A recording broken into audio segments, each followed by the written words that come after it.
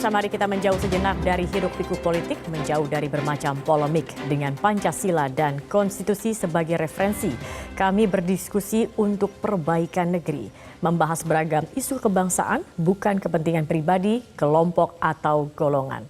Visi Negarawan, program talk show yang mewadahi gagasan luar biasa, duduk bersama untuk memecahkan berbagai persoalan bangsa. Dan apa yang menjadi tema diskusi kita pada pekan ini, berikut kami hadirkan rangkumannya.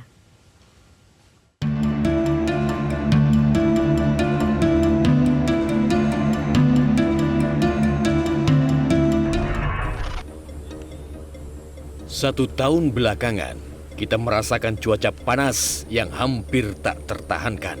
Padahal, dengan lokasi di garis Khatulistiwa, cuaca hangat yang nyaman adalah keseharian rakyat Indonesia. Seiring cuaca panas, masyarakat juga mengalami kemarau berkepanjangan. Akibatnya, di berbagai daerah terjadi kekeringan. Seiring musim penghujan yang datang menghampiri, kita harus mewaspadai berbagai bencana hidrometeorologi. Angin kencang dan hujan deras akan menjadi menu sehari-hari. Perubahan pola cuaca dan penyimpangan cuaca kini seakan sudah biasa. Para ahli telah mengingatkan, perubahan iklim memperparah cuaca ekstrim, ketahanan pangan juga jadi taruhan. Beberapa bulan lalu, Sekretaris Jenderal PBB Antonio Guterres bahkan menyatakan era pemanasan global sudah selesai. Bumi yang mendidih menjadi tantangan umat manusia saat ini. The era of global warming has ended, the era of global boiling has arrived. The air is unbreathable, the heat is unbearable, and the level of fossil fuel profits and climate inaction is unacceptable. Leaders must lead. No more hesitancy, no more excuses, no more waiting for the others to move first. There is simply no more time for that. Pengendalian perubahan iklim merupakan amanat konstitusi, yaitu peran negara untuk menjamin hak lingkungan hidup yang baik dan sehat. Akademisi dari Swiss Matthias Finger menuding sejumlah faktor politik sebagai penyebab krisis lingkungan, yaitu kebijakan yang salah dan gagal, rendahnya komitmen politik gagasan, serta ideologi dan perilaku menyimpang para aktor negara. Finger menawarkan sejumlah solusi untuk mengatasi persoalan ekologi, seperti kebijakan yang lebih baik, penguatan komitmen politik dan publik, dan menciptakan gagasan dan ideologi pro-lingkungan. Singkat kata, kita semua harus berkontribusi untuk melindungi ekologi. Sebagai anggota masyarakat, sebagai warga negara Indonesia, pilihan kita adalah kita tidak ingin menjadi penonton semata-mata. Kita tidak ingin menjadi seorang yang hanya bertopang dagu dan bersikap pasif, tidak ingin memberikan sesuatu yang berarti, tidak sesuatu yang ingin memperdulikan apakah bangsa ini akan bergerak sesuai dengan tujuan kita berbangsa dan bernegara atau sebaliknya. Indonesia telah 4 kali mengalami amandemen konstitusi. Namun hingga kini, belum ada kajian konstitusi yang terkait persoalan ekologi. Padahal, alinea keempat pembukaan Undang-Undang Dasar 45 menyatakan, salah satu tujuan negara adalah untuk melindungi segenap bangsa dan seluruh tumpah darah Indonesia.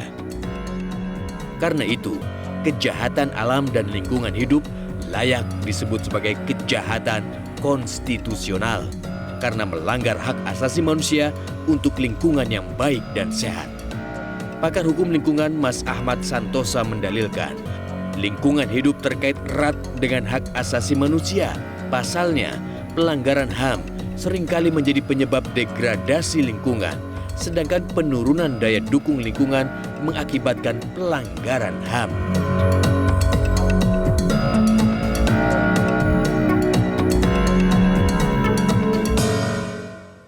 Baik, itulah menjadi tema kita pada malam hari ini. Pemirsa, alam dapat berkembang tanpa campur tangan manusia, namun peradaban akan lenyap bila lingkungan hidup rusak. Keprihatinan atas kondisi bumi membuat Paus Fransiskus membuat ensiklik Laudato Si, surat edaran pemimpin gereja sedunia sebagai gerakan moral untuk menyelamatkan bumi. Di Indonesia, 3 baca pres memuat isu lingkungan dalam visi misinya. Sudah cukupkah pemahaman lingkungan para calon pemimpin bangsa? Sudah cukupkah janji-janji politik ekologi mereka? Apakah agenda demokrasi sejalan dengan aspek ekologi? Pakar Hukum Tata Negara Profesor Jimli Asyidiki mengajukan konsep ekokrasi. Maknanya perlindungan lingkungan hidup memiliki pijakan kuat dalam perundang-undangan serta kebijakan pembangunan.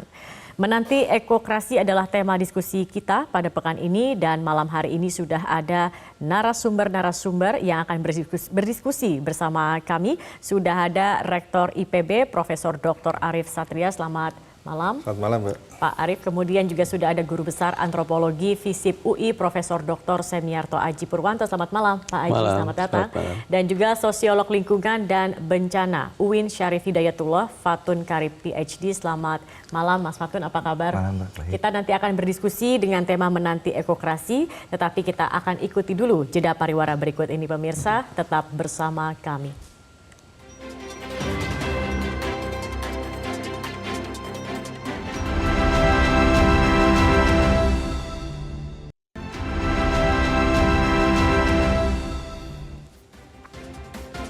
Baik, kita akan berdiskusi mengenai tema kita malam ini, menanti ekokrasi.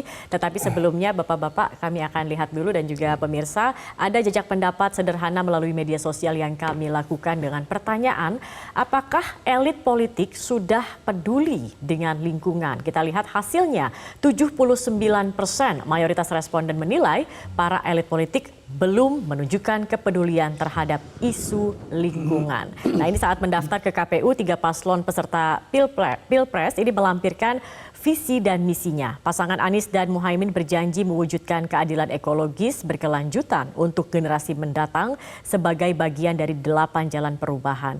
Pasangan Ganjar Mahfud berjanji mempercepat perwujudan lingkungan hidup yang berkelanjutan melalui ekonomi hijau dan biru.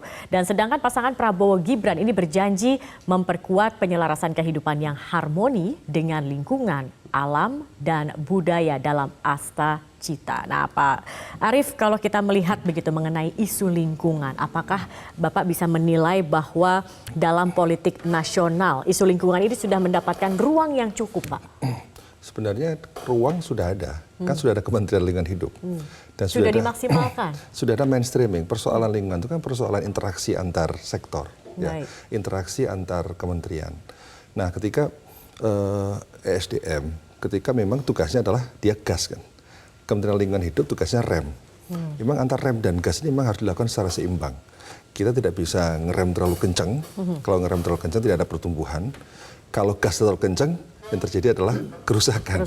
Oleh karena itu rem dan gas ini kan harus seimbang ya. Nah, itulah yang kemudian dalam konsep ecological modernization dikatakan perlunya rasionalitas ekologi berdampingan dengan rasionalitas ekonomi. Selama ini kan modernisasi atau pembangunan itu kan hanya menekankan rasionalitas ekonomi. Di sisi lain ada kalangan-kalangan konservasi yang lebih menekankan rasionalitas ekologi sehingga tidak ada pertumbuhan. Nah, teori ini mencoba untuk mensinergikan bahwa rasionalitas ekologi dan rasionalitas ekonomi itu bisa disinergikan. Itu dalam pandangan modernisasi ekologi yang saat ini sudah semakin lama semakin berkembang, dan bahkan konsep sustainable development yang pada akhirnya muncul itu kan merupakan turunan dari teori ini, bahwa sebenarnya pembangunan itu dan lingkungan bisa diselaraskan. Dan dalam konteks tataran keilmuan juga sama. Sekarang ilmu-ilmu yang menyelaraskan ekonomi dan ekologi juga semakin banyak. Ada yang namanya ecological economics, environmental economics, ada juga yang sosial, ada environmental sociology, ya, ada political ecology, dan sebagainya. Jadi pendekatan-pendekatan di keilmuan pun sekarang sudah mulai antara lingkungan dan aspek sosial, aspek ekonomi semua dicoba diintegrasikan menjadi sebuah pendekatan yang lebih transdisiplin. Oke, baik. Sebenarnya sinergitas itu yang menjadi kata kuncinya, begitu betul. Ya. Baik. Nah, saya ingin ke Mas Fatun. Mas Fatun, kalau penulis asal Amerika Serikat Daniel Goleman menyebut begitu ya, label hijau itu kerap dipakai secara dangkal untuk marketing gimmick seperti itu. Nah, apakah kebijakan pembangunan kita yang bertabur jargon hijau ini cocok dengan kritik dari Goleman itu sendiri? Kita mesti berhati-hati untuk melihat Goldman dan melihat dalam konteks Indonesia, itu pertama. Saya pikir kita harus pahami dulu Goldman ini punya kontribusi yang baik terhadap pemahaman terkait dengan lingkungan. Pertama adalah bahwa dia ingin mengatakan satu produk atau komoditas itu bukan hanya benda, tapi dia punya life cycle-nya sendiri. Dia punya daur hidupnya sendiri yang itu satu. Kedua juga terkait sama proses yang sebenarnya dibilang rantai komoditas. Jadi misalnya ada satu produk, contohnya gampangnya gini, saya misalnya pergi ke satu warung makan modern, saya pesan makanan dan minuman, lalu dihidangkan, saya tinggal ambil, lalu saya minta sedotan. Lalu si pengusaha bilang, kita udah nggak nyediain sedotan karena kita punya kebijakan ekologis yang baru, green yang baru, kita tidak menyediakan sedotan. Nah, begitu saya ambil minumannya ya, tapi tutup dari minumannya masih plastik. Nah inilah yang dibilang sama Goldman ini sebagai gimmick gitu. Jadi gimmick karena memang produksi komoditas itu sangat bergantung dengan berbagai macam rantai pasokan komoditas lainnya, sehingga bisa menjadi satu produk yang utuh. Nah ini yang jadi problemnya kasus dalam. Jadi tidak secara menyeluruh, tetapi hanya pada satu faktor-faktor saja. Ini yang jadi problem bahwa kalau kita tarikin ke dalam konteks pembangunan, seringkali ya tadi seperti Pak Prof. Arief bilang, integrasi antar berbagai sektor ini menjadi masalah. Contoh misalnya kayak kita pengen masuk ke dalam renewable energy, energi terbarukan dan yang lainnya.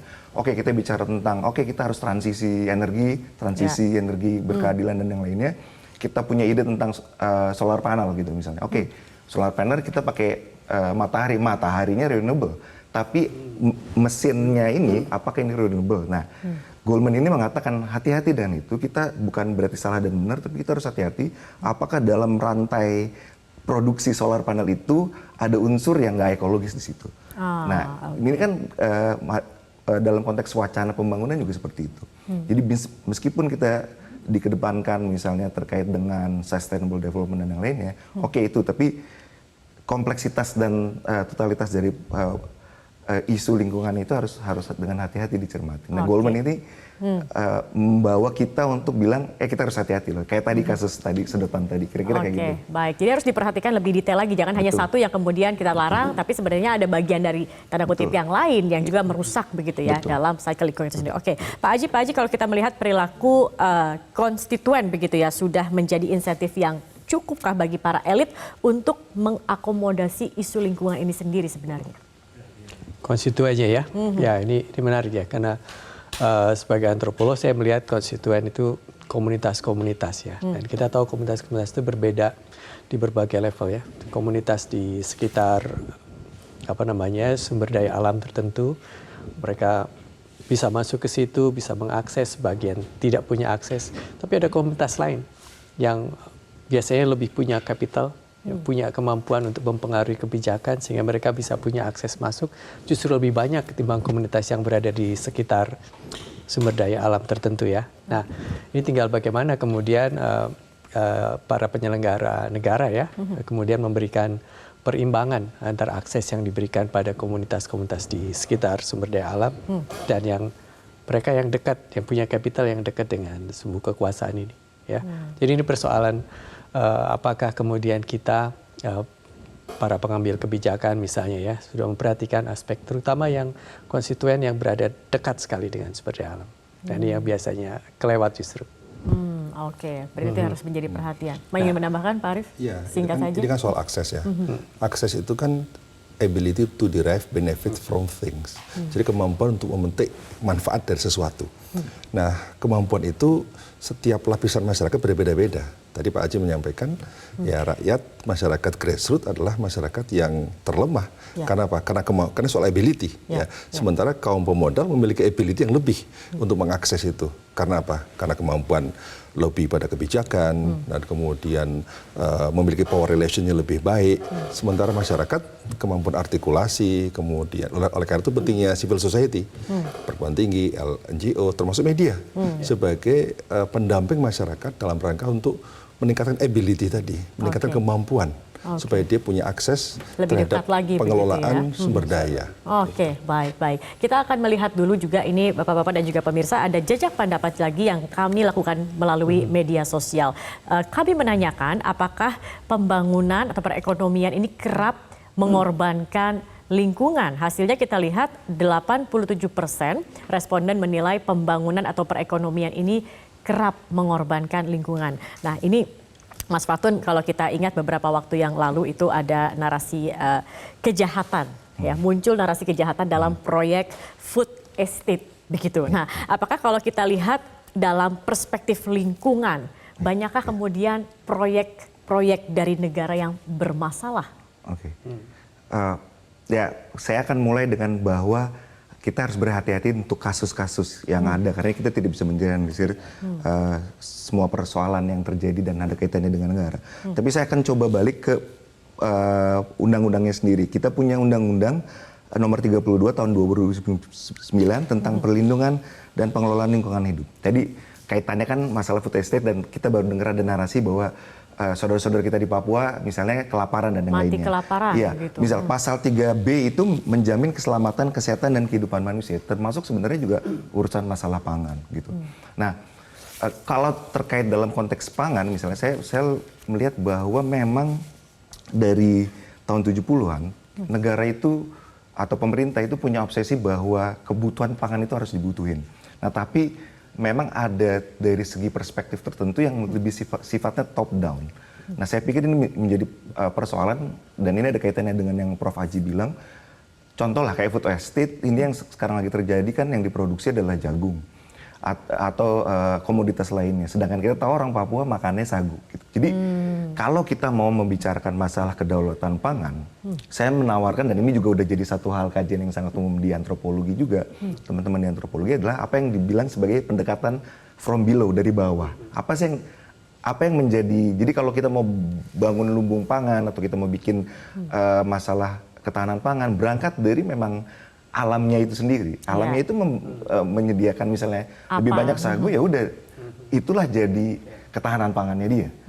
Jadi perspektifnya lebih pada yang saya bilang from below itu. Jadi di satu daerah mungkin yang dia butuhin adalah jagung. Jadi nggak semua orang makan beras misalnya. Jadi karena kita punya komposisi yang berbeda sekali dari segi kebutuhan pangan. Nah, saya pikir ini akan sangat menarik ke depannya dari paslon-paslon ini punya nggak perspektif yang nggak bikin seragam ini. Nah, ini yang problem yang saya lihat dari tahun 70-an sampai sekarang dalam memandang food estate. Jadi implikasinya itu berkali-kali terkait dengan soal pangan adalah ini, bahwa ternyata memang itu bukan sesuatu yang dibutuhin misalnya orang Papua atau orang lain yang memang nggak makan itu. Jadi karena ini juga Prof. Aji lebih paham soal merubah kebiasaan makan, itu ada kaitannya sama budaya dan yang lainnya. Saya pikir itu menjadi catatan yang penting. Oke, apa yang menjadi kebutuhan dasar dan juga apa yang kemudian disediakan oleh alam di masing-masing wilayah, itu yang kemudian harusnya menjadi perhatian begitu. Tidak bisa menyeragamkan seperti itu saja. Oke,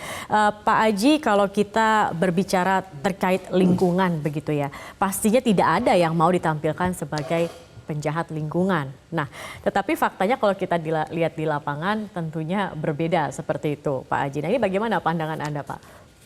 Iya, saya nyambung tadi ya, Mas Fatun sampaikan, Mas Karib sampaikan ya. Memang ya nggak ada sih yang disebut penjahat, dan niatnya mungkin nggak jahat juga ya. Niatnya memang baik ya. Perusak mungkin? Kita nggak juga, seringkali niatnya mulia ya. Misalnya dalam konteks pangan tadi ya, di awal Orde Baru misalnya tahun 70-an ya, pembangunan pertanian dalam hal ini ditujukan untuk meningkatkan produksi beras misalnya secara khusus ya. Nah, nanti Pak Rektor IPB bisa jelaskan lebih jauh ya, bagaimana revolusi hijau itu menjadi alat sarana untuk meningkatkan produktivitas, dan ada suatu saat di mana berhasil.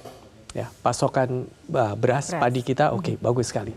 Tapi kemudian kita bicara soal bagaimana beras itu diproduksi, padi itu diproduksi melalui sawah, tentu saja sudah ada sawah. Tapi kalau sawahnya digarap begitu saja ya produktivitasnya segitu-segitu aja. Dia harus diintensifkan.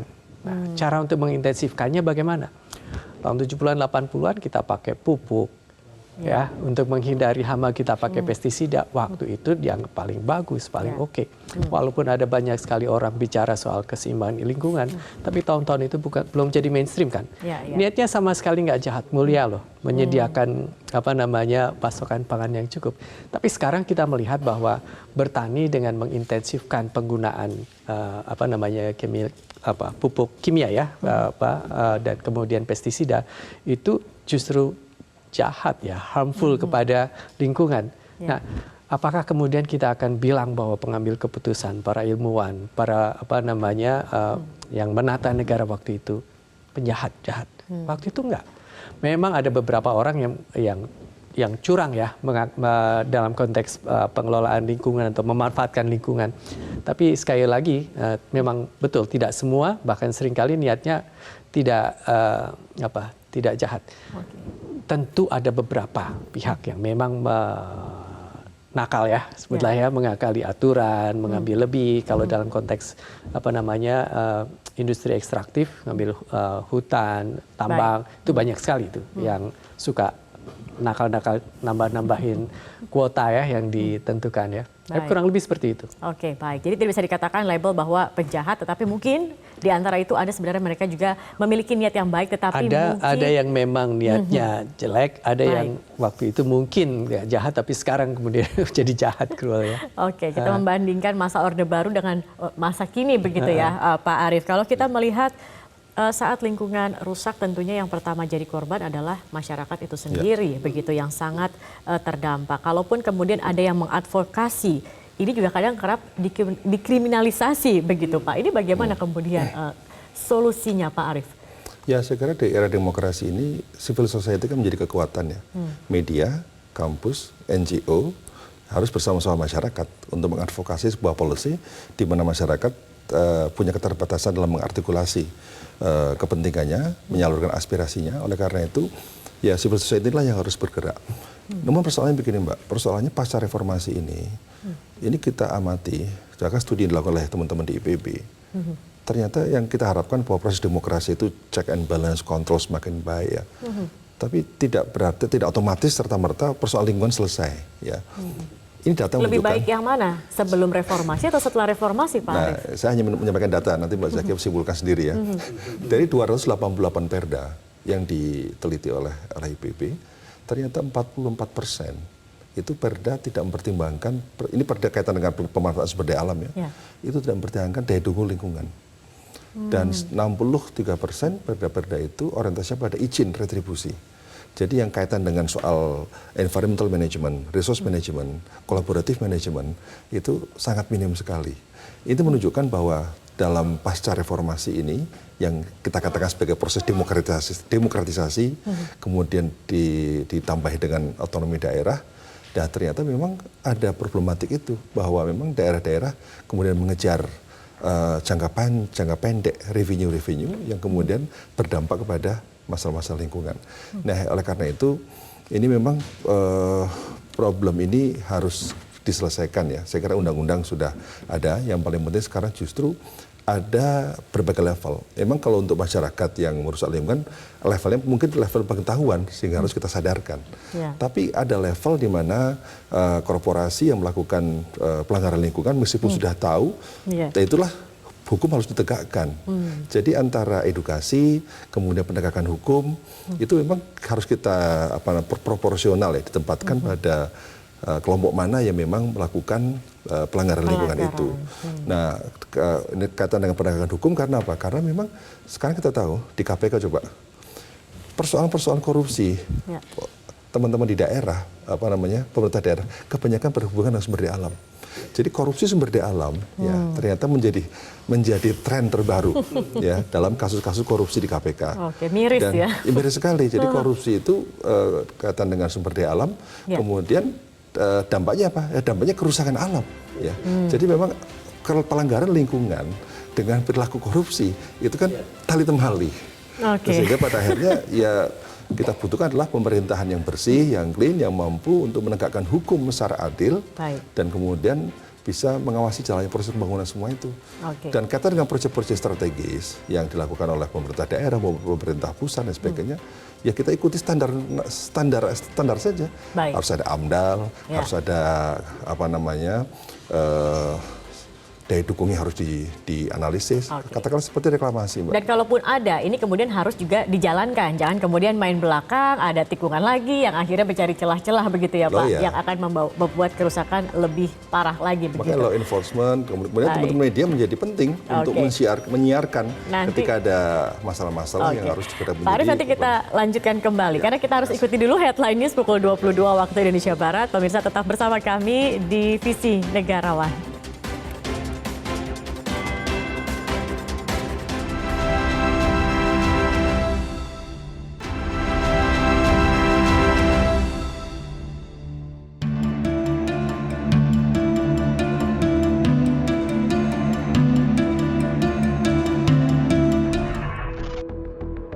Pakar hukum tata negara, Profesor Jimli Asyidiki menyebut ada 2 negara di dunia dengan komitmen kuat terhadap lingkungan hidup, yaitu Prancis dan Ekuador.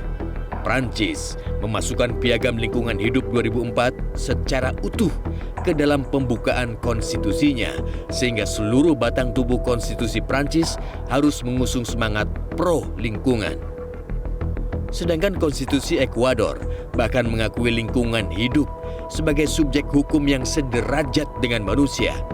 Dalam konstitusi Ekuador, Pachamama atau Ibu Pertiwi mendapat hak konstitusi untuk melindungi dan memulihkan diri, memberi rakyat kewenangan mengajukan petisi atas nama lingkungan, dan mewajibkan negara menindak pelanggaran hak ini. Walau tidak progresif, Konstitusi Ekuador, Undang-Undang Dasar 1945 pasca reformasi juga layak disebut konstitusi hijau karena hadirnya pasal 28H ayat 1 dan pasal 33 ayat 4. Dampaknya, norma perlindungan lingkungan hidup di Indonesia telah memiliki pijakan yang kuat. Kalian adalah pejuang-pejuang pada negeri ini. Kalau kalian mau mengarahkan artikel kehadiran kalian ke sana. Tapi kalian juga bisa menjadi parasit-parasit yang ada di negeri ini. Kalau kalian tidak menyadari betapa besarnya godaan pragmatisme yang akan menghancur leburkan seluruh prinsip-prinsip idealisme yang ada pada diri kalian. The Brundtland Report yang muncul pada 1987 mengajukan gagasan ekokrasi. Tujuannya untuk menciptakan sistem ekologi yang berkelanjutan dan tidak melakukan perampasan secara eksploitatif. Penerapan ekokrasi secara efektif adalah melalui kebijakan hijau. Konstitusionalisasi norma lingkungan hidup dalam Undang-Undang Dasar 1945 merupakan landasan penegakan hukum secara preventif maupun represif. Konstitusi tidak hanya menjadi pedoman penyusunan bermacam peraturan, namun juga pedoman perilaku penyelenggara negara, swasta, hingga rakyat jelata. Sayangnya, konstitusionalisasi norma lingkungan hidup dalam Undang-Undang Dasar 1945 masih digabung dengan bagian lain, sehingga terkesan sebagai faktor subsidiar di bawah ekonomi. Baik, terima kasih Anda masih bersama kami di Visi Negarawan. Nah, kita masih membahas dengan tema menanti ekokrasi. Dan sebelum kita lanjutkan berdiskusi, kita akan lihat dulu jajak pendapat yang kami lakukan di media sosial dengan pertanyaan, Anda setuju rakyat kecil kerap jadi korban kerusakan lingkungan? Hasilnya, 71% responden menilai rakyat kecil kerap jadi korban kerusakan lingkungan. Ini tentunya sangat miris begitu ya Pak Arief. Pak Arief, dalam pengukuhan Guru Besar 3 tahun yang lalu begitu Anda menyebut krisis lingkungan dan sumber daya alam adalah krisis tata kelola dan masyarakat berada pada posisi paling lemah. Nah, ini bagaimana? Mungkin Anda bisa menjelaskannya? Jadi memang dalam teori-teori ekologi politik dijelaskan bahwa perubahan lingkungan ya terjadi dan kemudian dari perubahan lingkungan itu biaya dan manfaat itu menyebar tidak merata. Artinya biasanya biaya ditanggung oleh masyarakat, manfaat ditanggung oleh kelompok lain. Ya, itu karena manfaat dan biaya itu kemudian tidak merata, sehingga masyarakat hanya jadi korban, hanya biaya saja. Kalau ada penebangan hutan sebenarnya, yang banjir yang ngerasa siapa? Masyarakat. Ya. Jadi masyarakat jadi korban, masyarakat nggak bisa kemana-mana. Tapi bagi orang yang punya, mereka dengan cepat meninggalkan lokasi itu, kemudian bisa atau tinggal di hotel dan lain sebagainya. Sehingga masyarakat itu memang selalu menjadi korban karena tadi ability, kemampuan untuk negosiasi, kemampuan untuk menyampaikan aspirasi itu memang sangat terbatas. Nah, oleh karena itu dalam konsep governance itu memang kan idealnya antara civil society, grassroots, kemudian state, negara, dan pasar itu kan memiliki interaksi yang seimbang, memiliki power relation yang seimbang. Nah, sehingga power relation yang seimbang itu bisa menghasilkan suatu formula yang merupakan representasi dari berbagai kepentingan itu. Tapi kan yang terjadi adalah dominasi market atau dominasi negara, ya. Dan itulah di negara pun juga sama. Negara pun ternyata terjadi kontestasi juga, ya, karena negara itu punya dua fungsi, satu sebagai agent of development, dia gas, ada lagi sebagai environmental protection, dia melindungi lingkungan. Nah, jadi fungsi ini selalu kontestasi dimanapun. Oleh karena itu memang tugas pemimpin negara ini harus selalu mencari titik tengah atau berpihak pada kemana, tergantung dari tujuannya itu. Nah, oleh karena itu kadang-kadang sehingga sering disebut sebagai kegagalan negara, kegagalan pemerintah, government failure itu karena apa? Karena undang-undang tidak jalan, penegakan hukum tidak jalan. Ada juga market juga punya mekanisme. Karena market ada eco-label ya sebagai satu instrumen untuk bisa instrumen pasar untuk mengendalikan lingkungan. Masyarakat juga punya instrumen namanya community based management. Jadi masing-masing arena itu, arena state, arena market, arena itu masing-masing punya mekanisme sendiri. Ya. Nah, sebenarnya seluruh arena itu kalau seandainya semua berjalan, ya masyarakat juga jalan aktif, norma-norma masyarakat jalan, market juga jalan, kemudian yang ketiga negara juga aktif dalam enforce law, penegakan hukum, semua saya kira akan bisa berjalan dengan baik. Itulah balance ya. Sehingga environmental sustainability bisa tercapai. Oke, baik. Jadi harus ada keselarasan antara 4 elemen tadi yang disebutkan, gitu ya. Baik, betul. Pak Arief. Kita akan lihat lagi, sudah ada jejak pendapat selanjutnya yang kami lakukan, dan pertanyaannya adalah, Anda puas dengan kinerja pemerintah menindak perusahaan yang mengganggu atau merusak lingkungan? Kita lihat 69 responden ini tidak puas dengan kinerja pemerintah menindak korporasi lingkungan, begitu. Nah, ini Prof. Aji, tadi kita sempat bahas juga ya terkait dengan korporasi tadi di segmen sebelumnya. Tetapi negara mengatakan kerap kesulitan kalau menindak korporasi. Dan kita lihat juga berbagai kasus, biasanya kemudian yang mendapat hukuman yang di lapangannya saja begitu misalnya. Tetapi untuk dipucuknya ini sulit begitu. Nah, ini jadi kalau kita melihat sebenarnya faktor persoalannya ada di mana? Apakah jerat hukumnya? Atau tadi kembali perilaku koruptifkah aparat negara juga kemudian yang mempengaruhi itu sendiri? Oh ya, kalau saya kebetulan antropolog ya, jadi saya mungkin lihat dari perspektif yang saya mau tawarkan. Alternatif bukan persoalan hukum saja, itu di luar kapasitas saya. Tapi kalau dalam konteks antropologi kita bicara budaya, nah itu ada perbedaan cara pandang. Kalau kita ngomong budaya sebagai cara pandang, ada perbedaan cara pandang antara negara, korporasi, dan masyarakat. Ya. Jadi ketika ada satu isu disampaikan, misalnya tadi mengenai kerusakan lingkungan, negara melihat ini misalnya ya sebagai ekses dari perubahan pembangunan yang hasilnya adalah untuk kemakmuran. Perusahaan bilang bahwa kami sudah melakukan macam-macam, hanya teknologi punya keterbatasan. Masyarakat beda lagi. Nah, jadi dari ketidaksinkronan cara pandang atau kebudayaan yang ada di birokrasi, kemudian yang ada di perusahaan, kemudian yang ada di masyarakat, ini juga bisa menimbulkan perbedaan-perbedaan yang tadi disampaikan ya.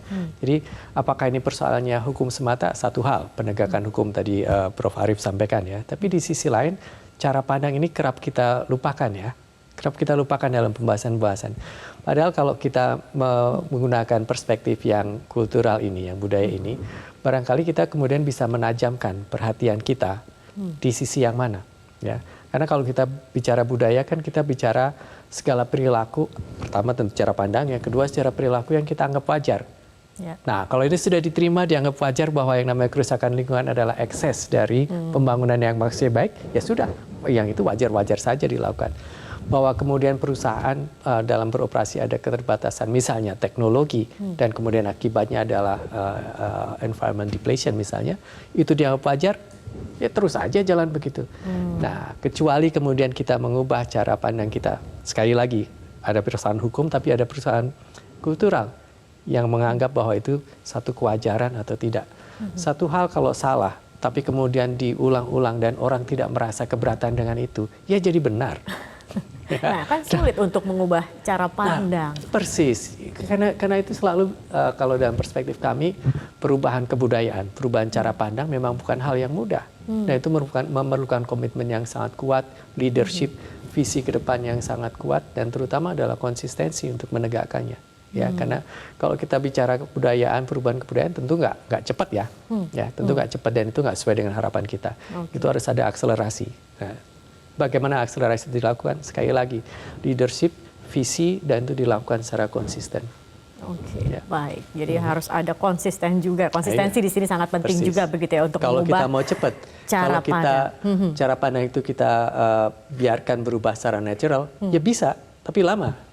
Dan arahnya kita tidak tahu kemana. Ini berarti untuk jangka panjang begitu ya, bisa lebih dari 10 tahun, mungkin 15 tahun iya, untuk bisa mengubah pandangan bisa itu. generasi. Makanya harus ada konsistensi yang ditekankan. Barangkali di sini perlunya kita koridor hukum berjalan ya. Oke, baik. Yang tidak Nanti kita konsisten dapat sanksi. Baik, kita lihat lagi ini sudah ada jejak pendapat selanjutnya yang kami lakukan. Apakah peraturan perlindungan lingkungan sudah memadai? 79% responden menilai peraturan perlindungan lingkungan ini belum memadai. Nah, ini Mas Fatun, kalau perlindungan lingkungan dalam konstitusi begitukah kalau kita melihat begitu, apakah perlindungan lingkungan dalam konstitusi ini tidak dijabarkan dalam peraturan di bawahnya gitu, dalam peraturan turunannya begitu ya? Oke, iya, saya punya 5 hal terkait dengan hal ini. Pertama nih, karena ini momennya pas banget untuk mengatakan selamat Hari Pahlawan. Apa kaitannya sama lingkungan? Karena sekarang abad 21, lawannya udah bukan Belanda dan kolonialisme. Yang menjadi pahlawan itu adalah apa yang sekarang dibilang secara global sebagai environmental defender. Jadi mereka lah yang sebenarnya pahlawan-pahlawan yang hari ini memperjuangkan ruang hidupnya yang dibongkar, diambil, dan mereka harus mempertahankan itu. Dari Sabang sampai Merauke, kita tahu begitu banyak problem-problem yang sebenarnya mereka masuk ke dalam kategori mempertahankan ruang hidupnya. Kenapa ini menjadi penting? Karena ini diakui oleh dunia juga, istilah environmental defender ini. Ya. Nah, kenapa ini menjadi penting juga? Kita harus mengakui bahwa pahlawan saat ini adalah mereka yang, kenapa? Karena mereka adalah orang-orang yang dekat dengan alam, dan mereka juga melestarikan alam juga, gitu. Dengan praktek-praktek budaya lokal mereka juga. Nah, yang kedua kaitannya dengan environmental defenders ini adalah bahwa sebenarnya undang-undang melindungi mereka. Jadi turunannya dari UUD 45 yang dari pasal 28 dan pasal 33 adalah kita punya yang tadi saya bilang itu UUD 32 tahun 2009 gitu, yang menjamin terpenuhinya keadilan gitu. Termasuk juga perlindungan terhadap siapa yang mempertahankan ruang hidupnya gitu. Jadi makanya tadi saya sangat penting banget gimana kita meredefinisikan kembali apa sih yang namanya pahlawan itu sendiri. Nah, yang ketiga akibatnya adalah apa? Orang-orang yang sering melakukan mempertahankan ruang hidupnya ini justru malah kena proses kriminalisasi. Kriminalisasi, betul. Gitu loh. Yang lucunya adalah sebenarnya ada undang-undang yang tahun 2009 ini yang melindungi mereka sebagai pejuang lingkungan, mempertahankan ruang hidupnya. Yeah. Tapi rata-rata dikenaikan oleh pasal yang nggak ada kaitannya sama lingkungan, dan pasal lingkungan ini tidak bisa melindungi mereka. Jadi diimplementasi. Jadi pasal-pasal harus ada penguatan payung hukum lagi. Iya, artinya sih sebenarnya gimana hukum undang-undang tahun 2009 itu justru dipakai untuk melindungi. Gitu. Tapi yang terjadi adalah misalnya kriminalisasi, penangkapan terkait masalah pengambilan lahan dan yang lainnya itu selalu misalnya dikena kriminalisasinya misalnya pasal 162 tentang minerba menghalangi proses produksi atau ekspansi produksi minerba gitu misalnya, itu yang dipakai, atau misalnya kriminalisasi terkait UU ITE gitu. Jadi persoalan lingkungan tapi dikenakan kriminalisasinya nggak ada kaitannya sama sekali sama persoalan lingkungan. Ini yang jadi miss gitu. Nah, itu 3. Yang keempat, yang kelima sebenarnya Prof. Haji udah sampaikan, saya yang kelima adalah gini. Jadi persoalan ini tadi kita dari awal sampai akhir menempatkan persoalan antara pemerintah dan lingkungan itu dalam konteks nasional. Seringkali kita lupa bahwa Indonesia tetap harus diletakkan dalam konteks struktural, dia berada dalam konteks global, di mana isu lingkungan secara global ini juga berpengaruh. Artinya banyak kebijakan-kebijakan yang sebenarnya datangnya dari arah global yang cukup mempengaruhi. Misalnya dalam konteks masalah perlindungan yang tadi saya cerita tentang kriminalisasi dan yang lainnya, seperti Prof. Arief bilang, masalah perebutan konflik akses ini, seringkali kriminalisasi itu terjadi di saat misalnya investasi masuk dan itu ada penolakan dari bawah. Jadi kita nggak bisa hanya melihat ini dalam konteks nasional, tapi ada problem global struktural yang ini memang jadi semacam tarikan ya dalam isu ini, kira-kira itu. Oke, baik. Nanti kita akan bahas lagi begitu di segmen selanjutnya. Kita harus jeda terlebih dahulu pemirsa. Kami akan kembali dengan perbincangan ini dan kami juga sudah melakukan jajak pendapat apakah kebijakan pemerintah sudah pro lingkungan. 71% responden menilai kebijakan pemerintah belum pro lingkungan. Kami nanti akan membahasnya usai jeda. Tetap bersama kami di Visi Negarawan.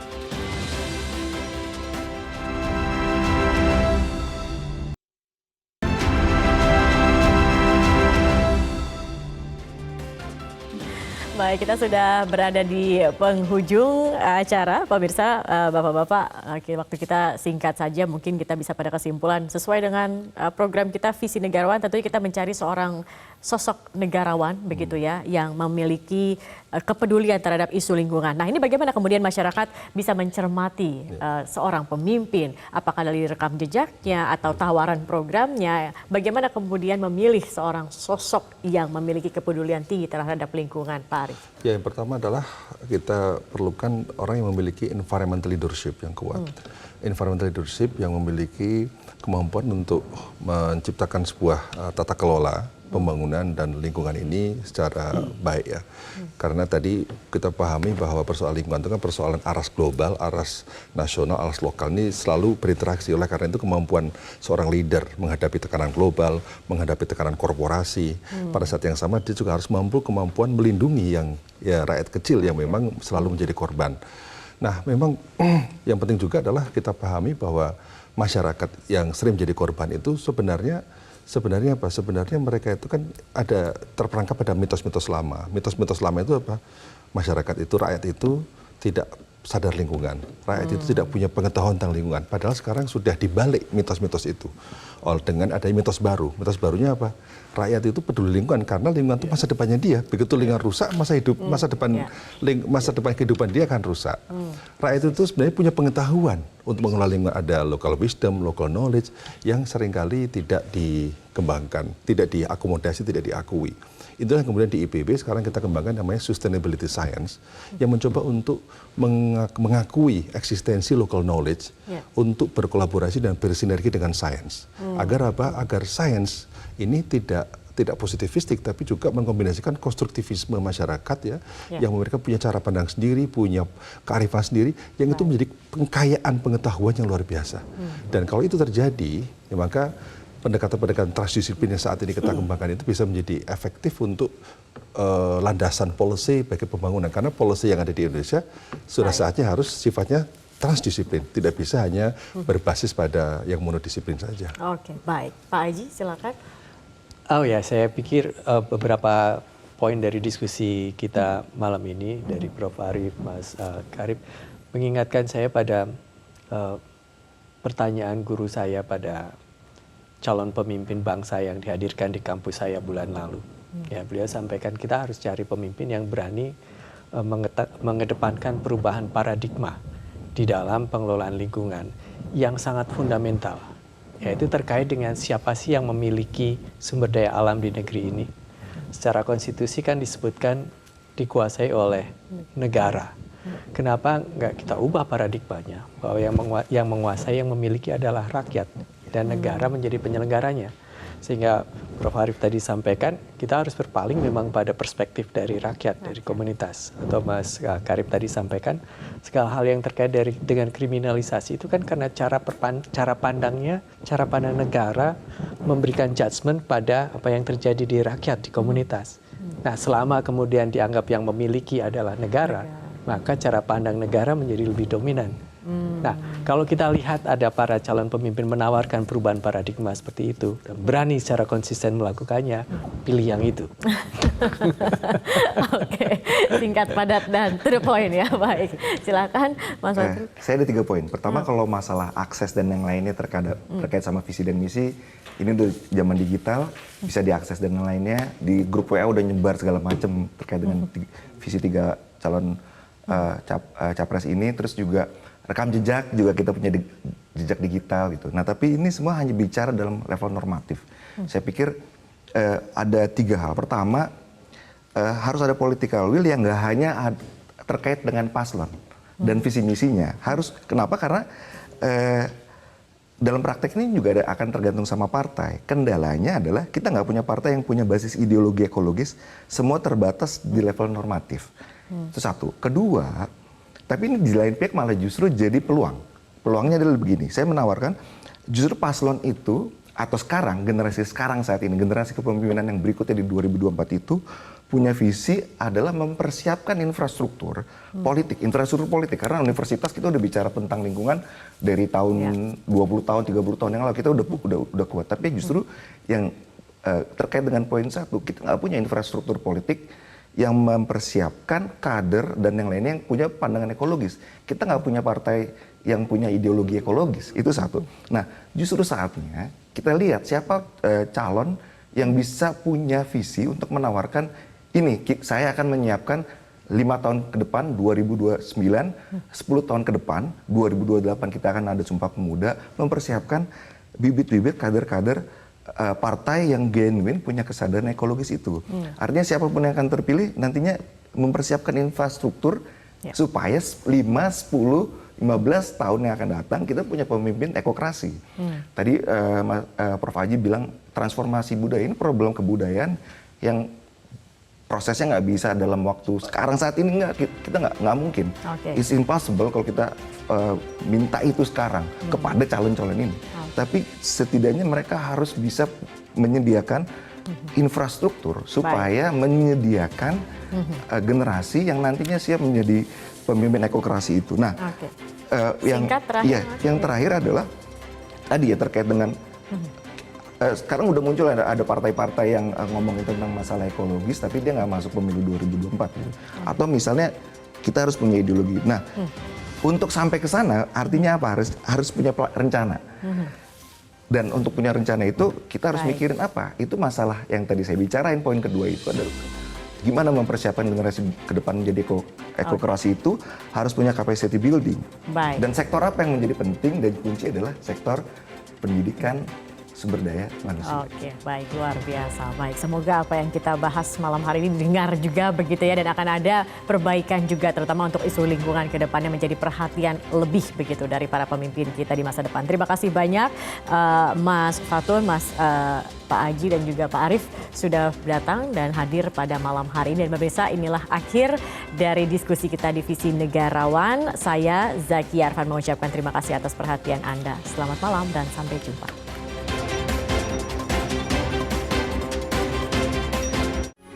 Metro TV,